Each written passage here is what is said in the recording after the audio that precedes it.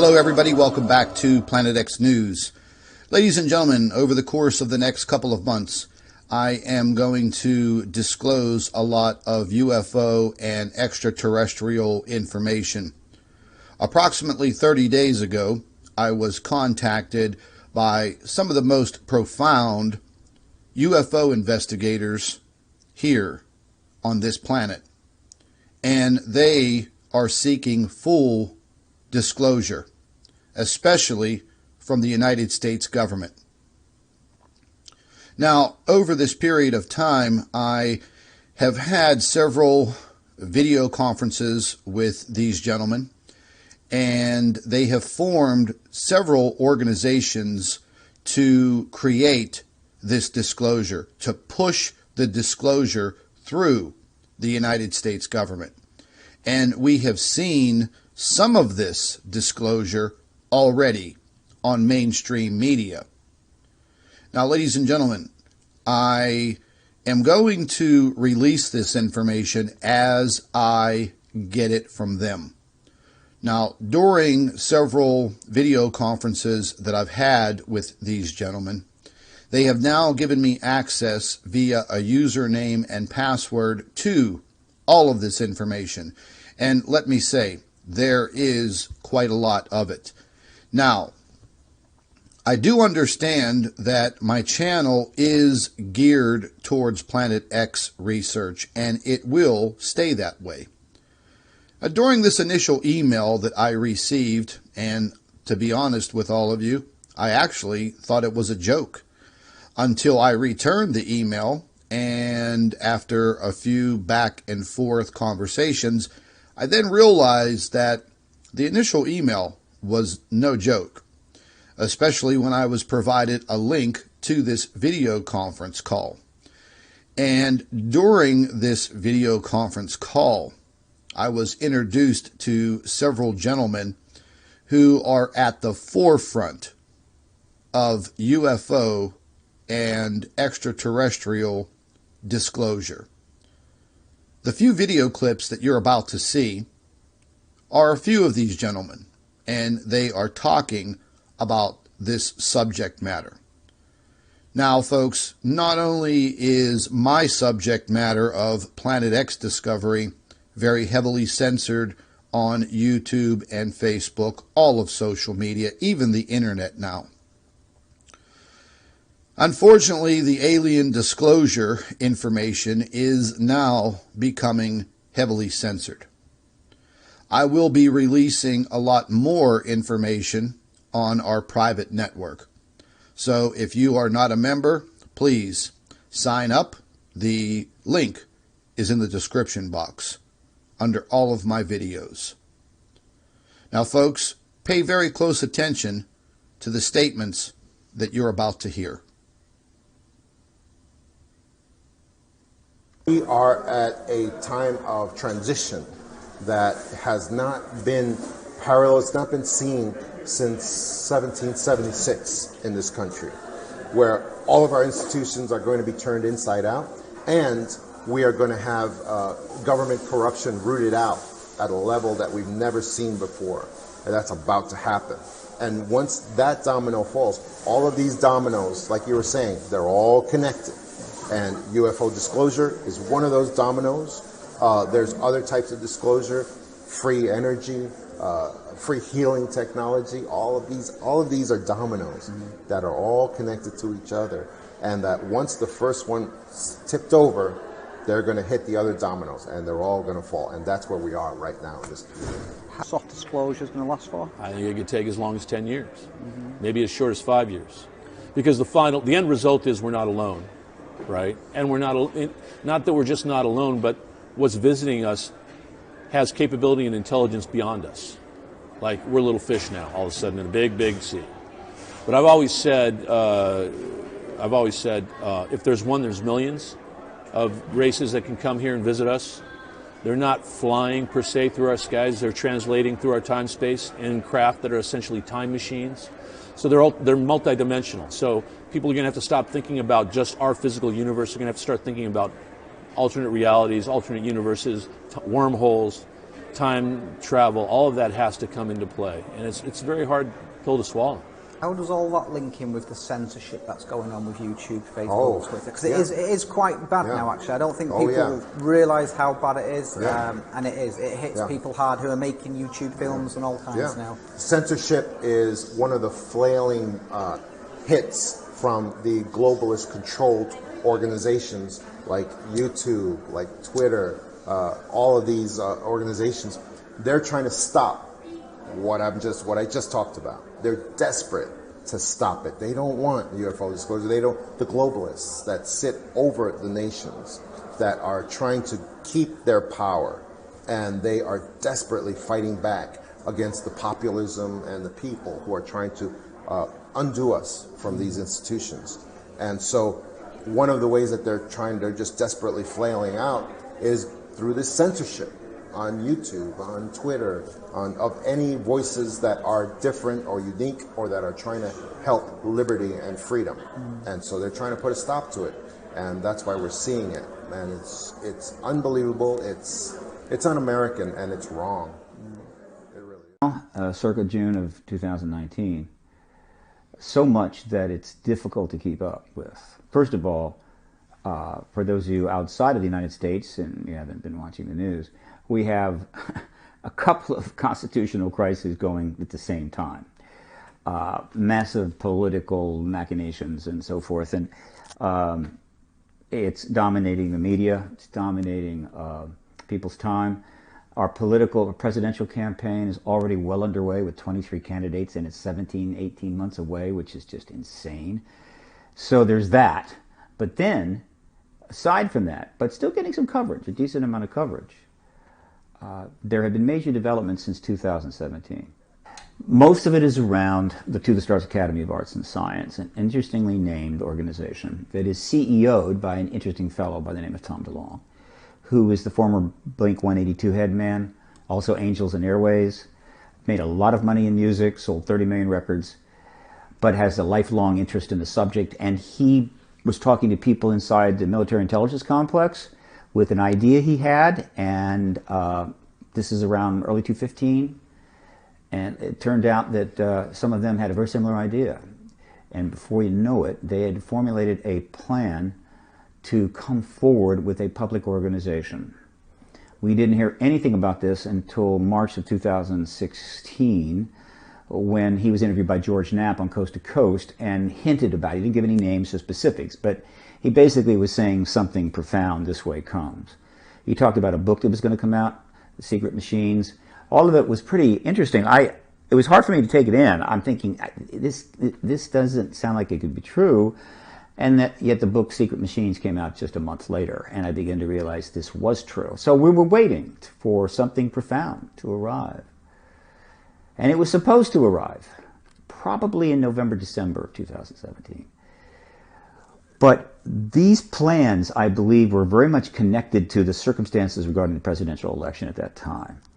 You had a lot of people high level in the DoD, CIA, that were well aware of hundreds of articles being written about the ET interests by the Clintons and Podesta and others, and the Rockefeller Initiative and all of that. And they also then noted she was starting to actually having to say something, forced out of cover, you might say. Not giving any extensive interviews, definitely not, but limited appearances on various talk shows, or even her husband, Barack Obama. And I think they concluded that she fully intended to win the White House and then pretty quickly come to the Pentagon and say it's over. You stonewalled Carter, you stonewalled my husband, you stonewalled Obama. I'm the president now. We're going to announce the ET presence. And from their point of view, that would have been really a problem, because if they didn't do something, if they didn't take some, I guess you'd say, forward-looking action, the politicians were going to throw them under the bus. What's the day after disclosure going to look like then, when the penny does drop? Yeah. What's the world going to look like? Well, I think that's the biggest problem, because these things obviously aren't using petroleum. They're not burning oil to get around. They're using an advanced technology, which is probably free energy, so quote-unquote free energy. And I think that we have captured some of that technology, and we may not necessarily understand how it works, but we have it. I think we might be, 1947 happened, Roswell happened.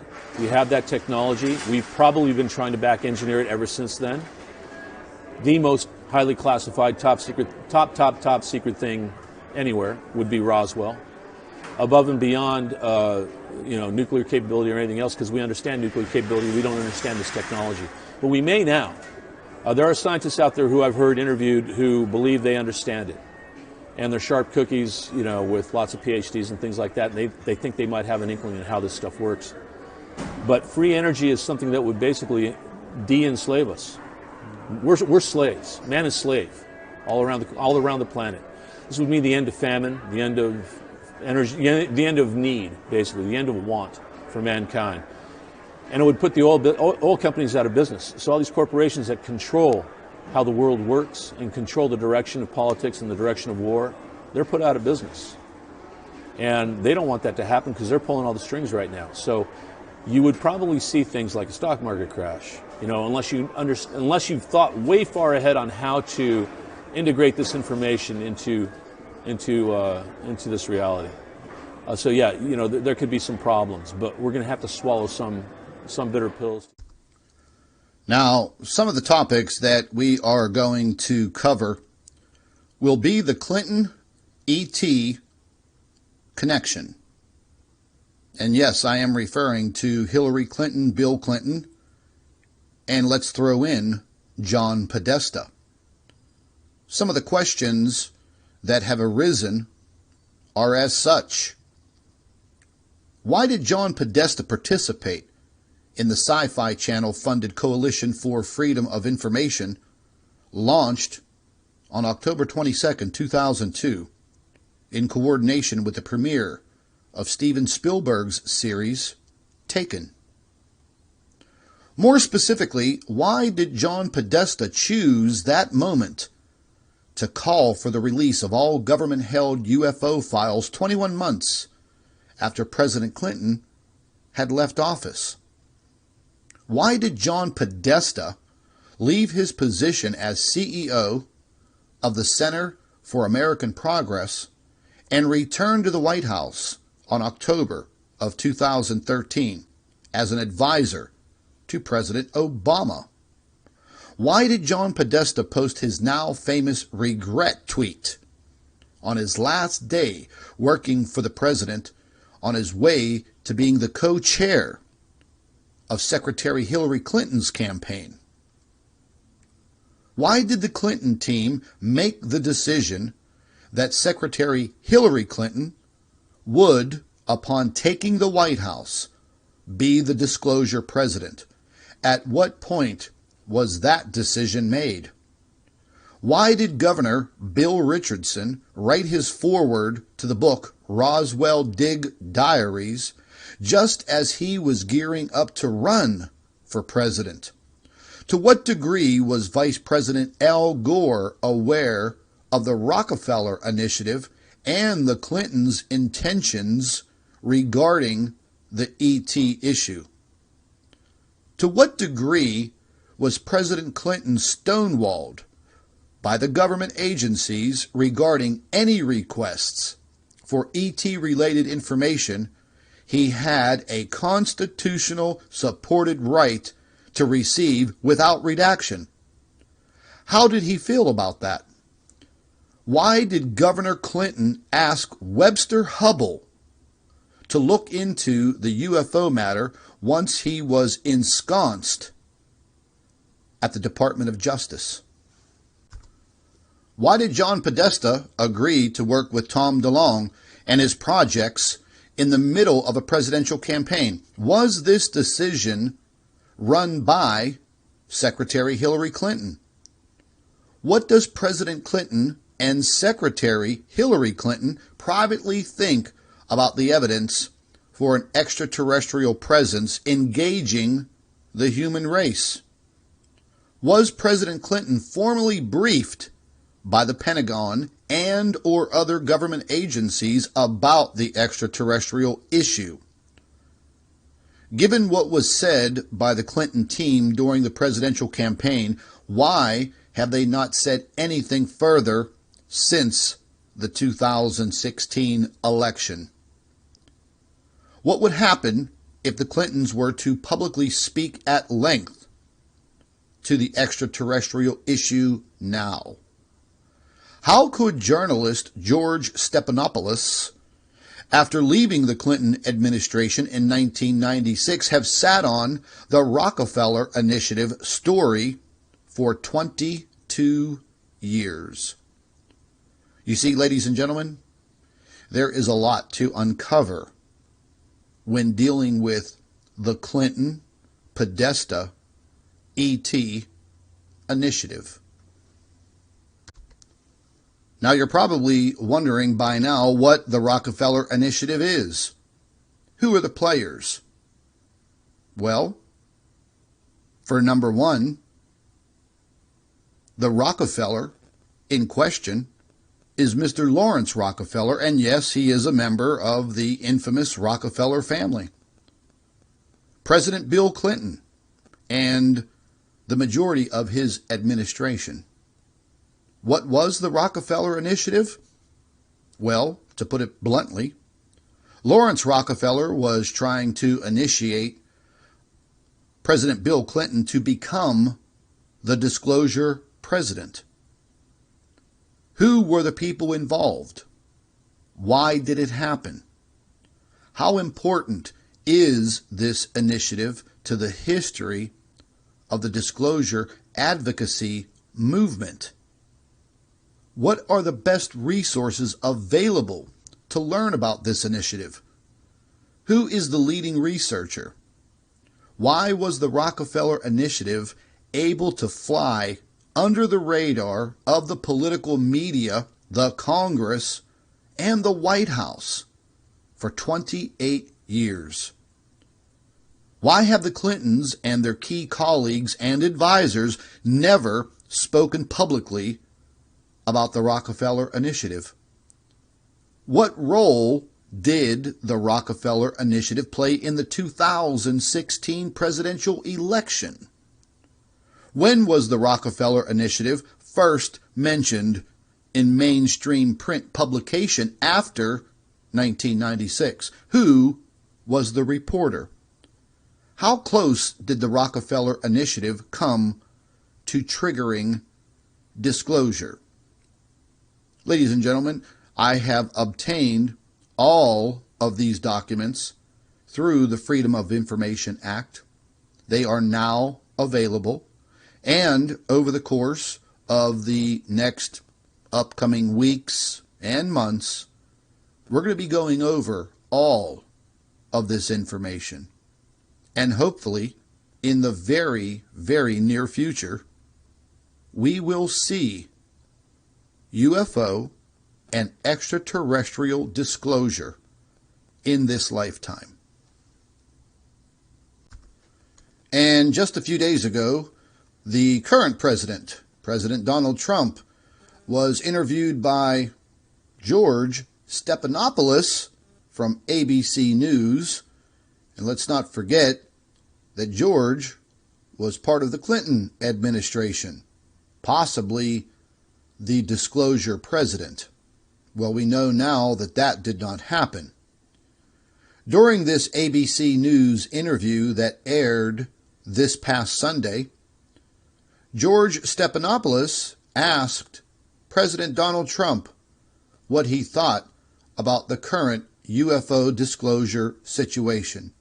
And here is that video clip of his question. You and I, we know we disagree about that, but we have a whole day ahead to go on this. Before we go, one of the things you have as president is the access to all the information in the world, all the mysteries out there. And I was just struck in the last couple of weeks, we're reading more and more reports of Navy pilots seeing lots and lots of UFOs. Have you been briefed on that? What do you make of it? I have. I think it's probably... I want them to think whatever they think. They do say, I mean, I've seen and I've read and I've heard, and I did have one very brief meeting on it, but people are saying they're seeing UFOs. Do I believe it? Not particularly. Do you think you'd know if there were evidence of extraterrestrials? Well, I think our great pilots would know. And some of them really see things that are a little bit different than in the past. So we're going to see. But we'll watch it. You'll be the first to know.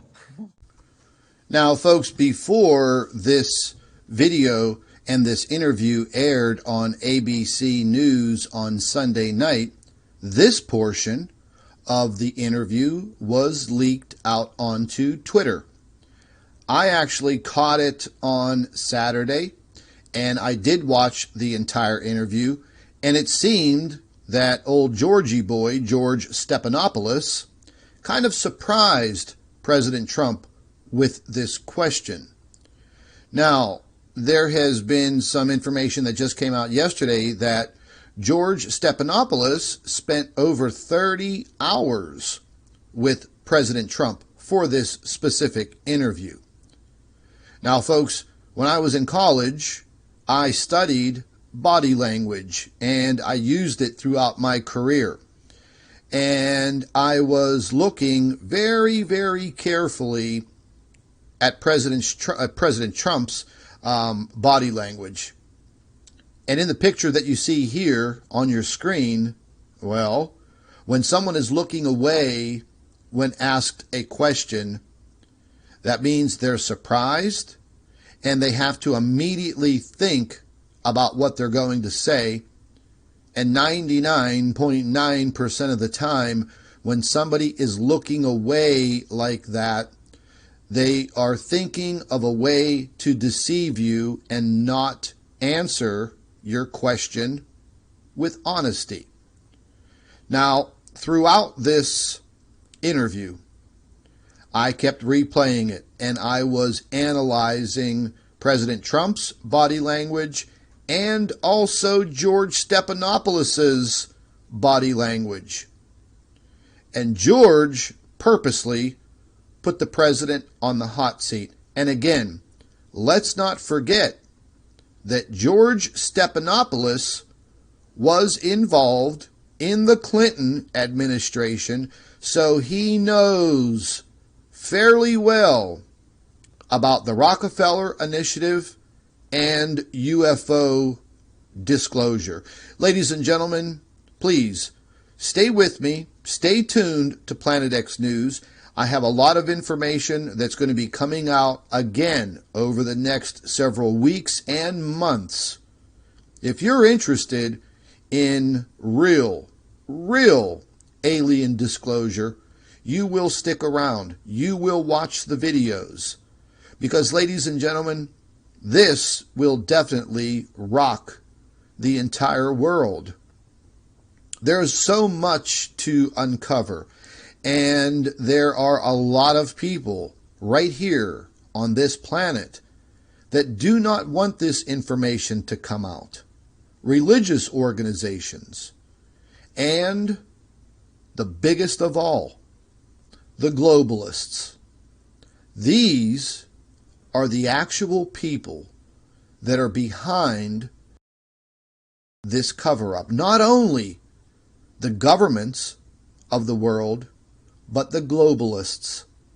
Because they know the technology will destroy their empires. That is a fact, and that information has already been uncovered. So, ladies and gentlemen, if you want to learn more about this alien disclosure, please make sure you stay tuned to Planet X News. Thank you for watching. Be safe out there, folks. Take care.